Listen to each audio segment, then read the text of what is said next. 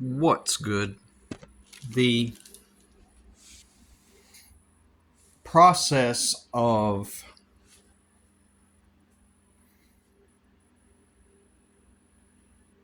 social isolation,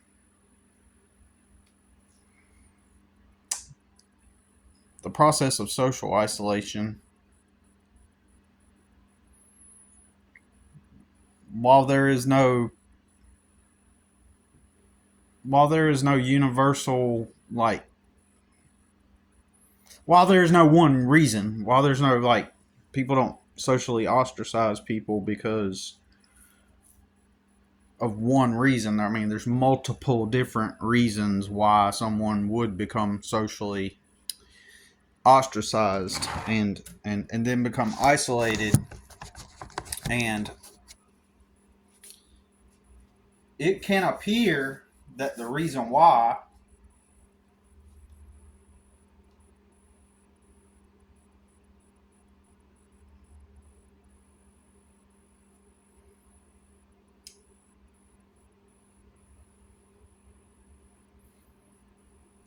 I don't even know what I was going to say just now, but one of the reasons why, well, I'll just say that, is when someone is a threat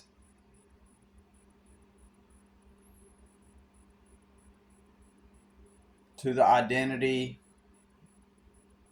of the people surrounding them. It's the specific thing that I'm talking about right now has more. It's oh man, it's one of those. It's a situation that's very unique. It's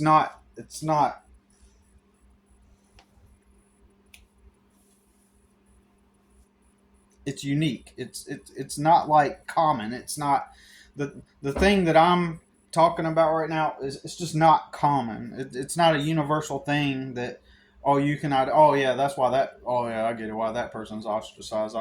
Oh yeah, like you don't see it happening frequently where people can identify it and be like oh okay I get it.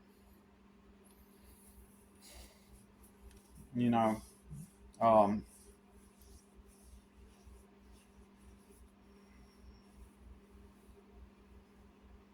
so it's not something that I can hop on here and just say this is why people get socially ostracized. There's so many reasons why people get socially ostracized, and but if you're a threat the to a group of people's identity, if you are a threat to how they perceive their reality and how they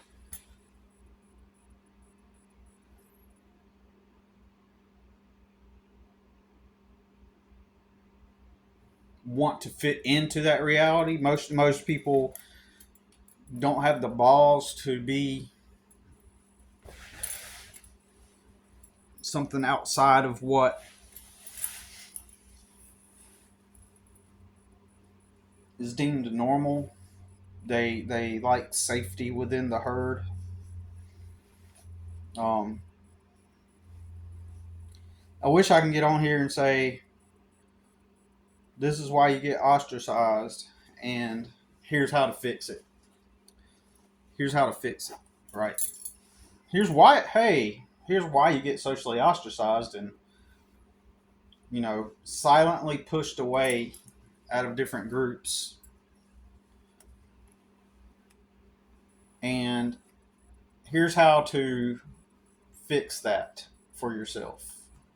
For one, you just get rid of all those people. You just get rid of them. Cut them out of your life, which is actually true. Which is actually true. You want to distance yourself as much as you can. The only problem with that is there are times when life circumstances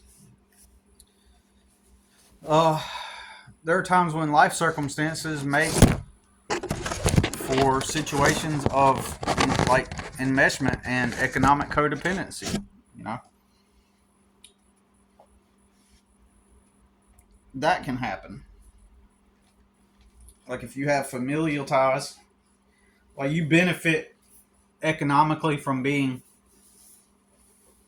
involved with a dysfunctional family. It's like you have to pick which of the worst types of scenarios that you can encounter, right? So, and then in some circumstances, you may be, as crazy as this sounds, because I have been in this circumstance where I am involved in multiple separate circumstances of enmeshment that are unhealthy, and you as a healthy person want to try to get out of those situations, and sometimes it's just not practical, right? So for example, if you know, in my circumstance, you know, when I met my son's mom, she masqueraded as a person who has a job, who uh, has their own house that they rent, you know, and they have a regular Monday through Friday job. That's what she had. It was a 3D mapping systems company. And back, you know, years ago, 20 something years ago, almost, where she goes into her little cubicle and satellite pictures are taken, and you do something, you get a overview of the landscape from looking up down, like from a satellite, and you map out the terrain, however that works. I'm not sure how all that worked, but um so on the surface it appeared that she had a job and had a house, is just functioning like a normal person, right? Relatively, right? When in reality, you later on discover after this, after the fact, right? Someone who presents themselves as relatively normal, um, they end up becoming a highly dysfunctional person, a vengeance-seeking person. You know, the typical traits of a borderline neurotic sociopath, perhaps even to some extent, like a sadistic, right, type of person. But on the surface, it looks like they just work their job. They get up every day, work their job. But then you find out, I'll include this little detail, these couple of details. That's all a ruse. It's all a scam. It's blackmail. You later find out that the boss has been blackmailed, right? The married boss is cheating on his wife with her, but you didn't know that. And she is holding the job over him. So what she does is she clocks in, she stays up all night doing whatever she wants, and then goes to work, clocks in, and puts her head on the desk and sleeps. Literally, like she sleeps while she goes there every morning, clocks in. Time to get some sleep. Let me go to my job. Goes and clocks in. Baby is in daycare or something or wherever, and she's clocked in.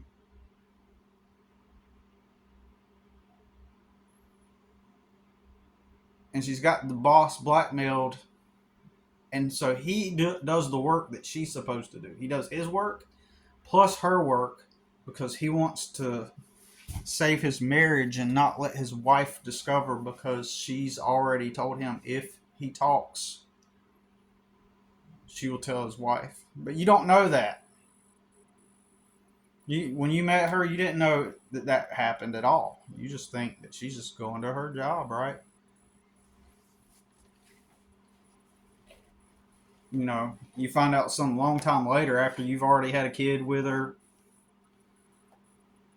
and because you've had a kid with her, now you are economically enmeshed with her, right? You're financially responsible for your child, and then you watch the courts just blindly, no questions asked. In fact, they reprimand you if you have anything to say. The court reprimands you. They get in your face. They put the deputies in your face, right? The judge tells you to shut up. This is his courtroom. And you're watching in bewilderment at how a court or government agencies of different varieties, the default setting is to take her side. And now you got a child, so you know that at least for 18 years, you are now enmeshed with that person.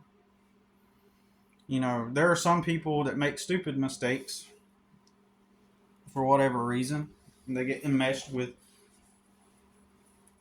dysfunctional people. And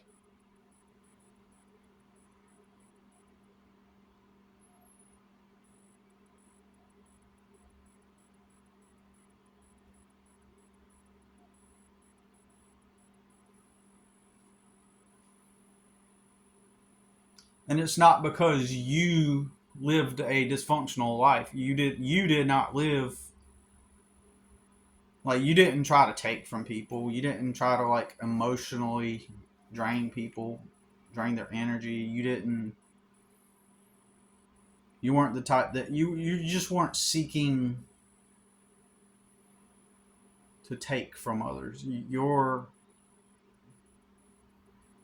way of going about things was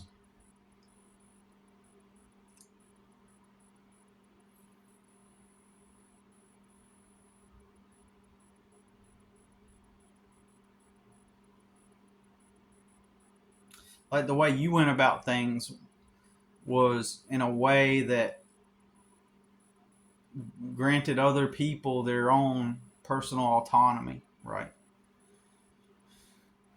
The way you wanted to live life is like you want to be free and you respect others' boundaries, and and you're just looking for healthy people.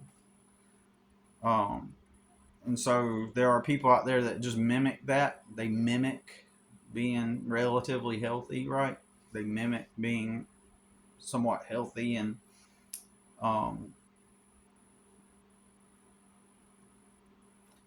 but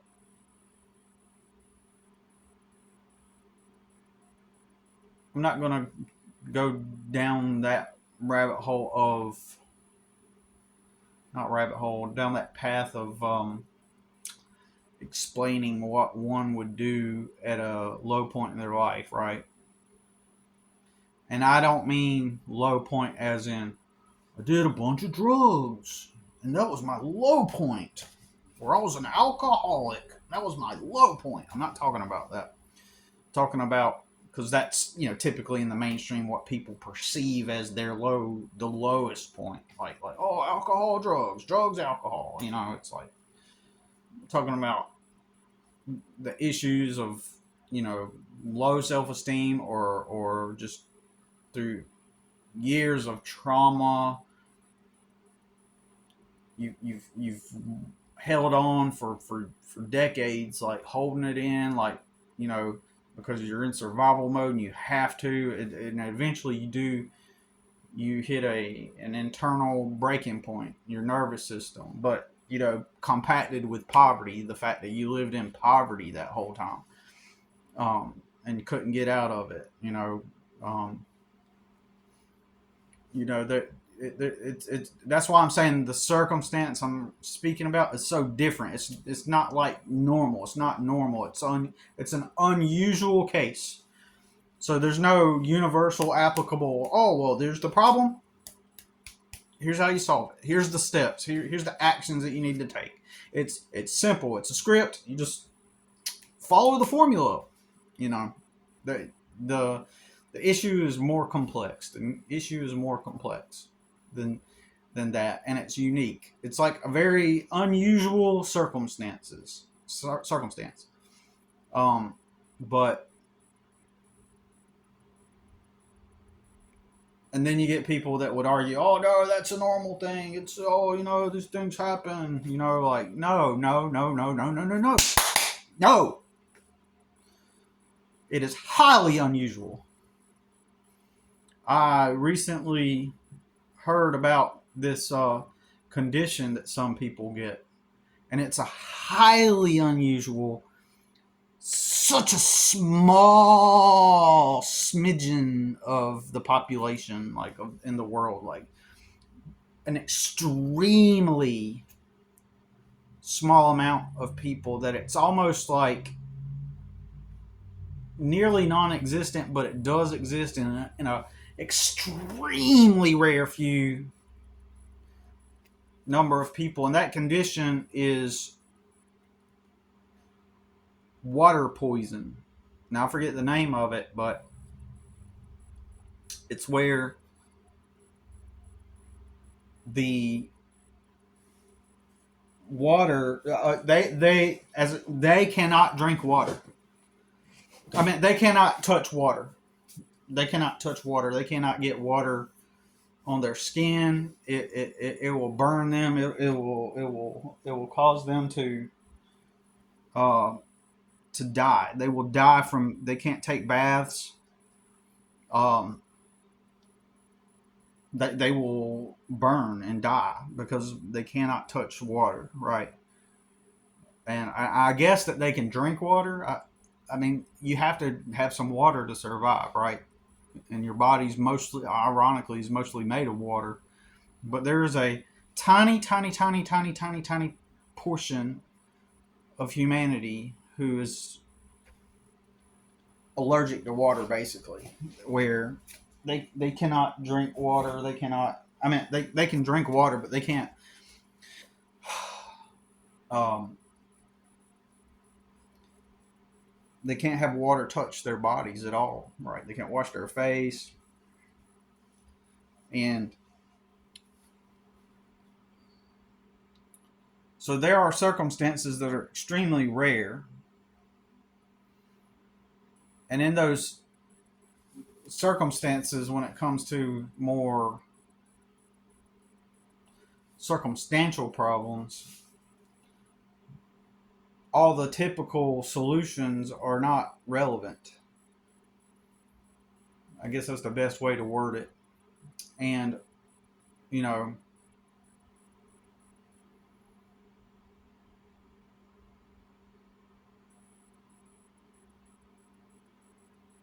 if you grow up in my culture in the South, in the Southeast, and don't get me wrong, I've seen this all over, but I think this is a universal type of thing, but it's also,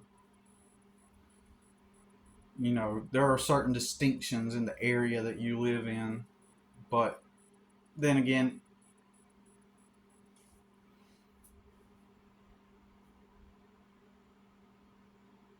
this is universal. Like, everybody follows their culture. Everybody follows the unspoken rules of society. Everybody follows their culture, and everybody blindly, just like automatons, they follow the script. They do what they're told. Um, and in their earlier ages, they all succumb to peer pressure. At an early age, everybody's smoking. Everybody smokes. Everybody smokes something. If it's not cigarettes, it's weed, or both. Everybody does it. And that stage of life, it's about fitting in. It's about, you succumb to the peer pressure. You want to fit in. You want to look cool. You want to be cool because somewhere along the line, some morons made it up that by doing those things makes you relevant. Not even just cool, but just socially relevant. By doing that, you check off a box that lets everybody know around you that you're normal. You're just like everybody else. Oh, you smoked too. You did the drugs too. You got drunk too. So, a trailer park in the southeast, or trailer parks back in the 90s especially, it was just, and all the ones I lived in, it was mostly white people, right? Mostly. And there's a stereotype, you know, live in dirty trailers. Everybody looks dirty.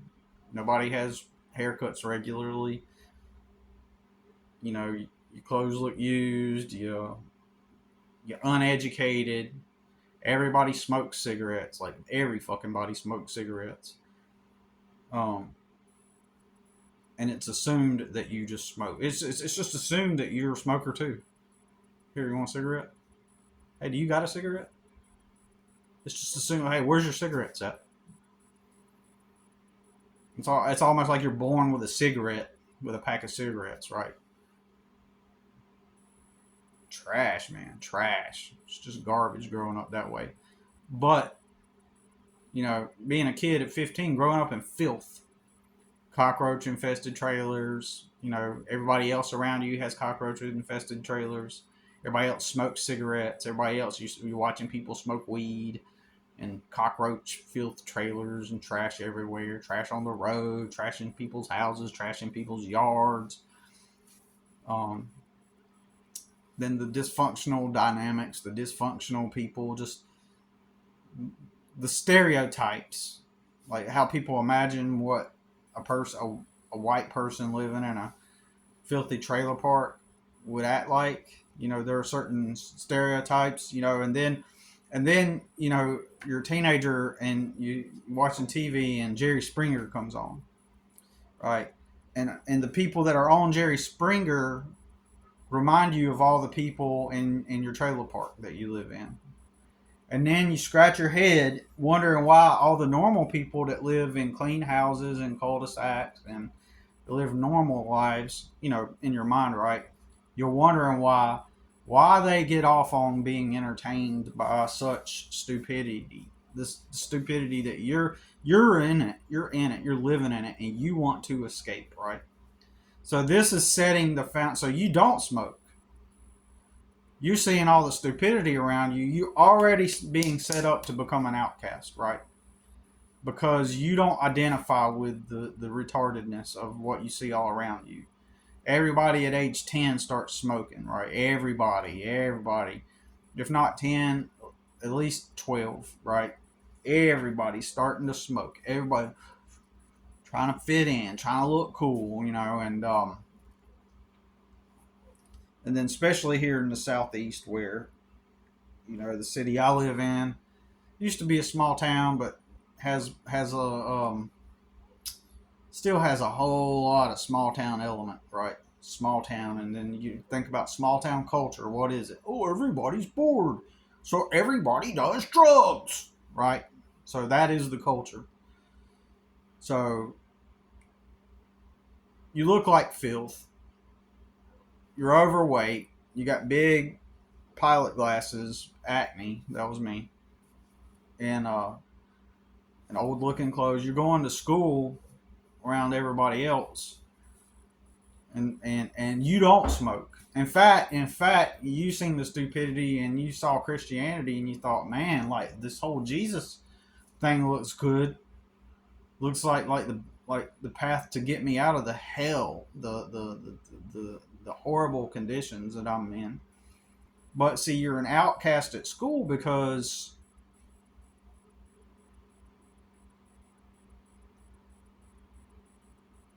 it turns out that all those kids that live in the cul-de-sacs and in the nice places that have regular parents, they all want to smoke too. They want to smoke cigarettes. They want to smoke weed. They want to do all the trailer park things that you're in. So it's a conflicting. You're like wondering why in your head do normal people who haven't made want to do things that will ruin their life. This is just what you're thinking.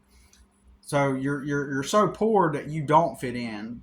The students are mean. They're cruel. The teachers are too, and the people are just unlikable. Right? They're little fuckheads. Right? And so most people are going to feel inferior, and they're going to say, "Oh well, I don't want to miss out. I want to be part of the crowd too." So then everybody's engaged in all of it. And then there's little pockets of normal people, if you will, that kind of like,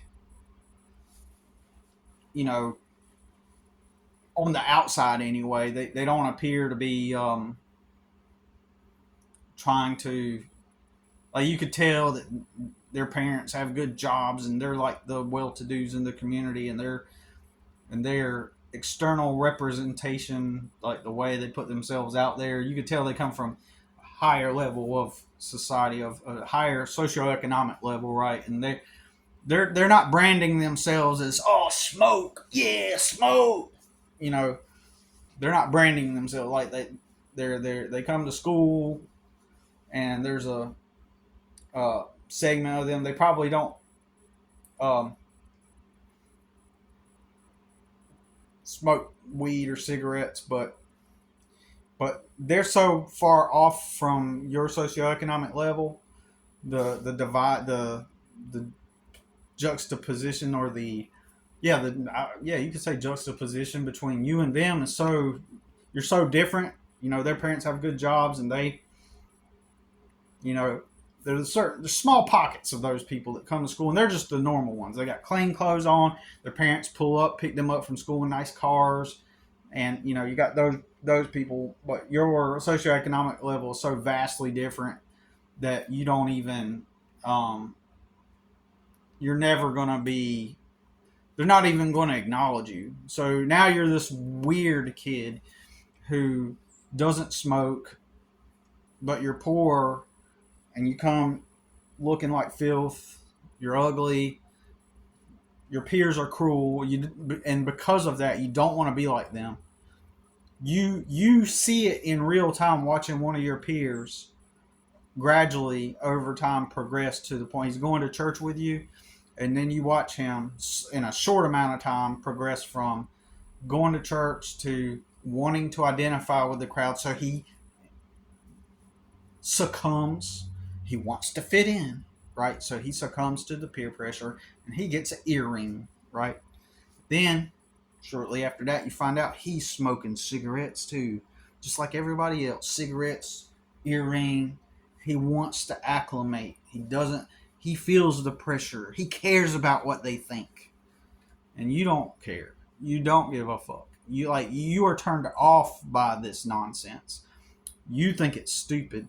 They are all calling it a rebellious stage. The adults are calling their phase a rebellious stage, and you're looking at it like, well, no, it's stupid, and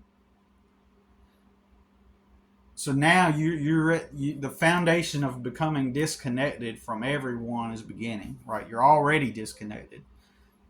You're not following your peers because you look at them with disdain and disgust. Years later, on down the road, they're going to label you as judgmental, and you think that you're better than everybody else. Well, not even years later. Even that begins in the beginning stages. Setting up your foundation to become a social outcast because you're too strong. You're stronger than them. You don't want to fit in. You don't want to participate in all this stupidity. You become cynical. It's like you watch that person become weak. And so he succumbs. So he picks up that cigarette in order to not feel the threat of the rejection from the peers. So now you don't like him because to you he appears weak. To everyone else he appears like, oh yeah, he's part, Yeah, he fits in. But he is weak. He was weak, right? But the downside to it is, you go back to your trailer park community, they're too stupid to understand you. So they label you as weird because they don't have another word to come up with. They're too stupid to. They internally, to some extent, know that you're not trying to fit in. So they need to label you then as weak. You're too weak. Yeah, you're weak. Yeah, you won't do what everybody else does, yo.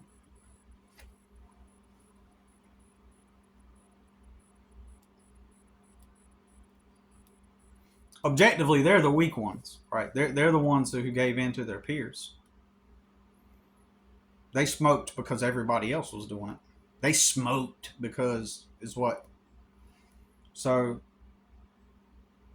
in your neighborhood, you're a weird outlier, and that, to some extent, they know internally that you represent strength, and so they have to label you as weak, and they have to talk about you behind your back.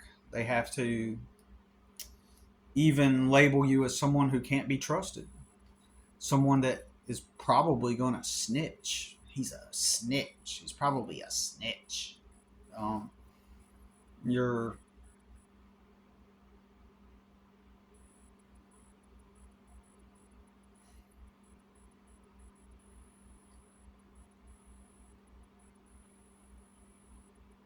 all these things that they come up with, right? You're already an outcast in your own community because you don't smoke, and so everybody, they're not. Well, no, I'm not going to go there. I was about to say, okay, I was about to say that's they'll hide it from you. They'll make sure that you're not around when they do it. But then again, I've been in tons of scenarios where they didn't hide it. They didn't hide it. They're cool. They're cool. And then all of a sudden, they know more than you. They got more wisdom because they smoked. They got more wisdom about life. Yo, yeah. They got more life wisdom because they succumbed to peer pressure and acclimated to what everybody else around them was doing. So they got wisdom, right? They're. You see, let me tell you. Let me tell you what, some words of wisdom, yo. Let me tell you. So, in life, blah, blah, blah, blah, blah, blah, blah, blah, blah, blah. And so the guy that puts on that persona, because a lot of them, they hide it, right? But then, amidst the crowd, there's one or a few that outwardly put the chest high and be like, "Yeah, I smoke. Yeah, I smoke," and those people, and I'm talking about teenagers right now for the most part. But this also transfers over into adulthood too, right? They all like the guy that's open about it, who's not like hiding it, and he'll openly talk about it. He's deemed as cool. Oh, he's cool. Like, and he postures himself, and he's like, yeah, he's real. He's cool. So, I mean, you already see in this scenario, right? You're a teenager. You've already seen what it does to people in the trailer park, right? Living in the trailer park. Like, you don't got no outlet. Like, you don't got no safe space. You don't got any place to go. Any kind of people that you can organically connect with, right? I was fortunate enough years ago that I had a few friends that did not smoke or do drugs. Weirdly, in the one trailer park I lived in, I had two buddies, and they did not smoke or do drugs. They just didn't. I don't know, for whatever reason, they just decided it wasn't for them, and they started going to church too. Well, they invited me to their church, you know, uh, back in the day, and we were friends. But then, recently, one of those guys came into town. It's been about 20 years, and he never hit me up. So, and that, to me, that was a good friend. Like that was one of my best friends, like as a teenager. But time moves on, and people, move on, and they don't want to have anything to do. Um, I'll go into a whole another story about why I believe that happened. But his twin brother lives here, and we've been friends ever since 1995. But now we're more like acquaintances more than anything. He married, and basically, his wife didn't like me. She didn't know me or anything, but she just didn't like me when they first got together. And so, for him, it's not bros before hoes. Let's just put it that way. And his twin brother came into town, and he told me he was going to let me know when he came into town. And when he did come into town, nobody contacted me. And so you can kind of say that we're not really friends anymore. Those two guys, they went down different paths. And we'll just leave it at that for now. And, but I can elaborate more. It's a whole nother story, but so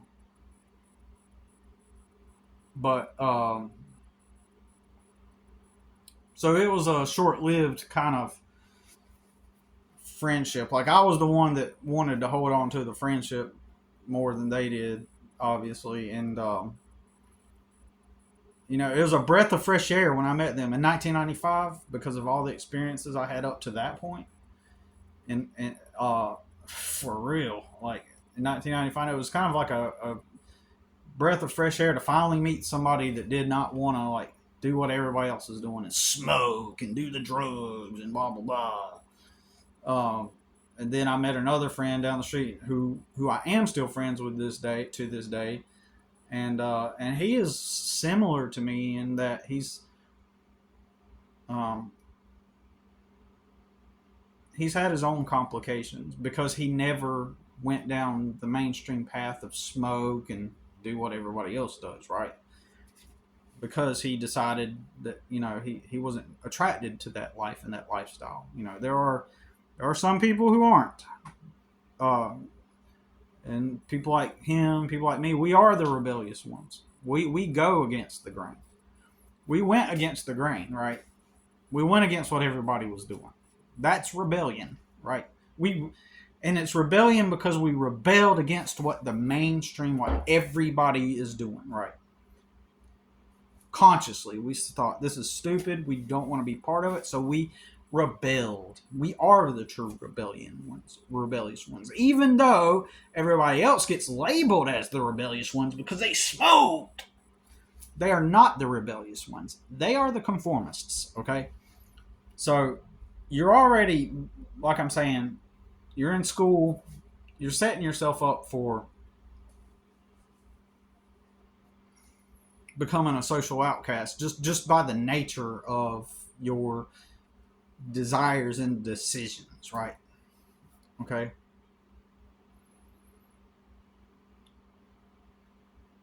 I wanted to bring back let's do a little bubble point and I'll get back on point. I was talking about the people that show up at school and they've got the like normal clothes and they look normal and they have the parents have the nice cars and stuff. Eventually, those people too, a large portion of them, if not the majority, they do it too. I'm not saying that. There is a segment of a bubble of people who don't, right? Still, but a large majority of those people, they'll have house parties and then they're all gonna drink and smoke and it's just what teenagers do. Oh, that's what teenagers do. It's just what teenagers do. It's just part of life. It's just a phase. It's just the phase that you go through. Right? So retarded.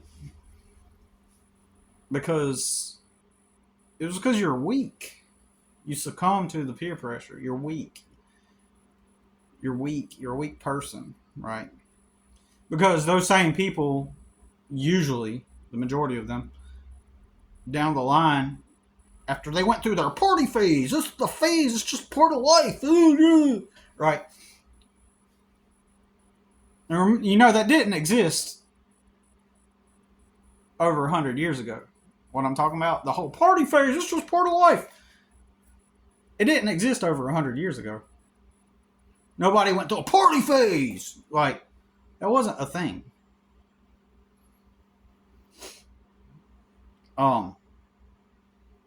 That was made up. Literally, the CIA made that up, I think, right? Because they did make up the hippie movement back in the 60s when it was rebellion, right? In the 60s, like a lifetime ago, literally. There was a time where people were going against the grain at the time, but that was all a psyop introduced into the public consciousness.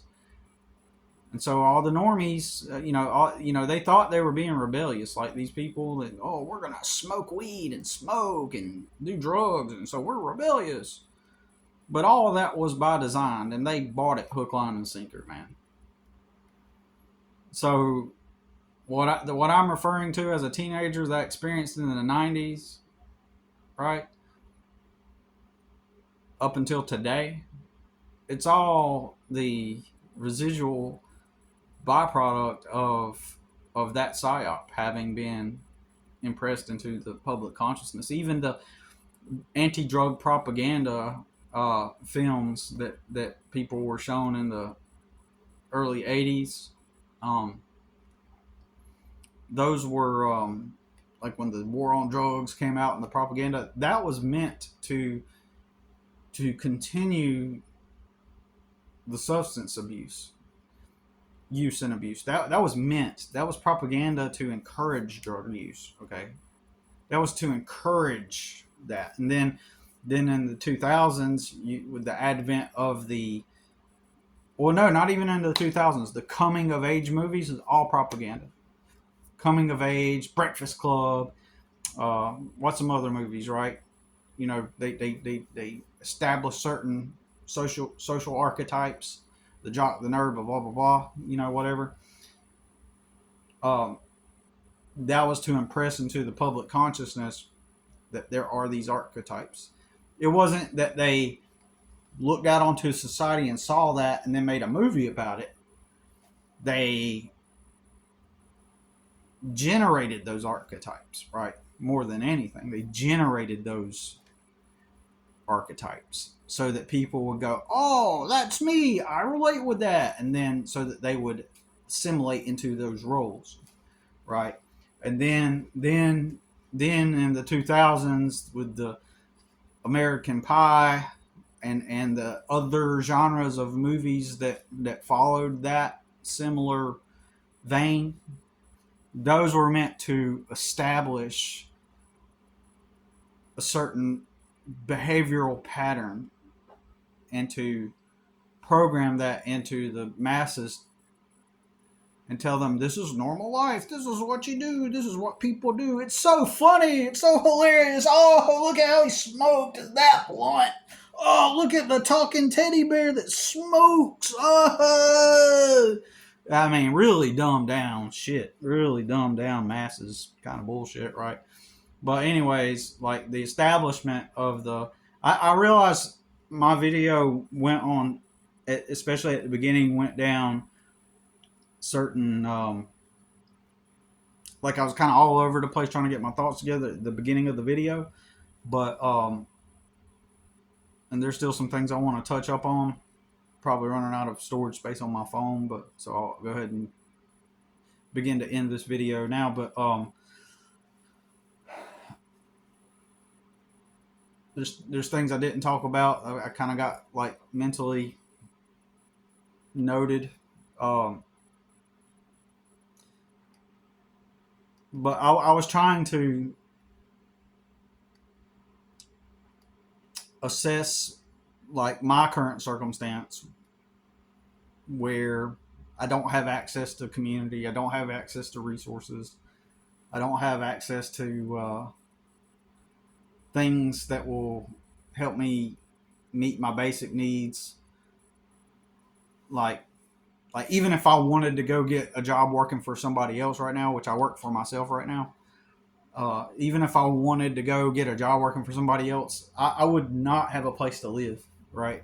I got a place to live right now, but if I were to go down the street and get a job at the warehouse and work 40 hours, I would not have a place to live. I'd be living out of a vehicle, right?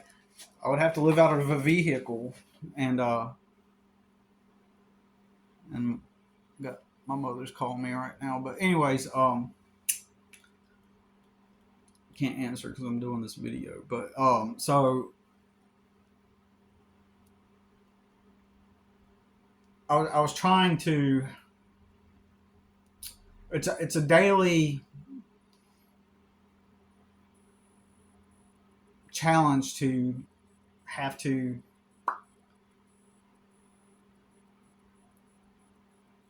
wake up every day with the reality that I am a social outcast, and how people, and the thing is, I live life in such a way where I reflect back onto people the truth about reality. Um,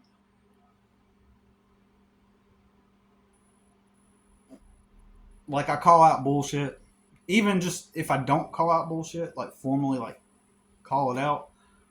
There's still this dynamic where just by how I live, like, I've never conformed, and people know that. Not they feel that. Now they attempt to label me as weak, even to this day. Like my non-conformity gets labeled as insecurity, as a weakness, as and so as a result, I don't have money. I don't have savings. I don't have investments. I literally I can't go out here and get a job like that will pay me enough to have my own place or even a room to rent. I can't. There's no jobs out here that would pay me enough to, like, I could not go get one job today, like at a warehouse, 40 hours, and be paid enough to rent a room from somebody. I know that. I've done the math, and the result of being an outcast is because I've never conformed to this day. I never assimilated, and now I stick out like a sore thumb in a negative way, in the sense that people don't want to be around me.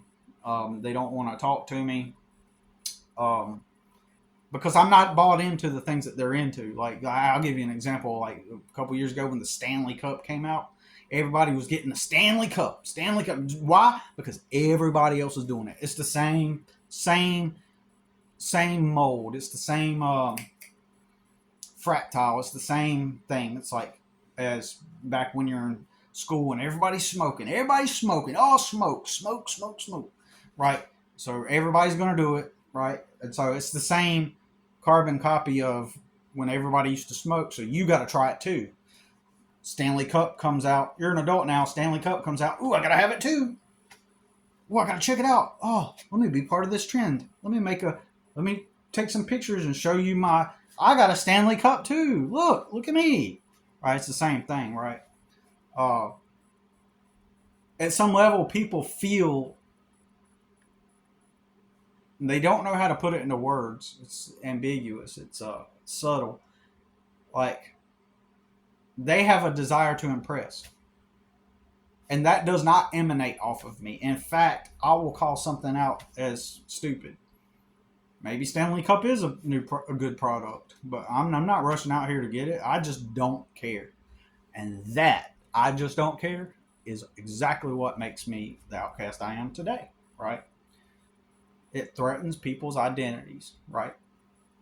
So the establishment of me becoming an outcast today began many years ago, and being at the lowest level, filthy trailer park, roach infested trailer park alcoholism, cigarettes and drugs, trailer parks,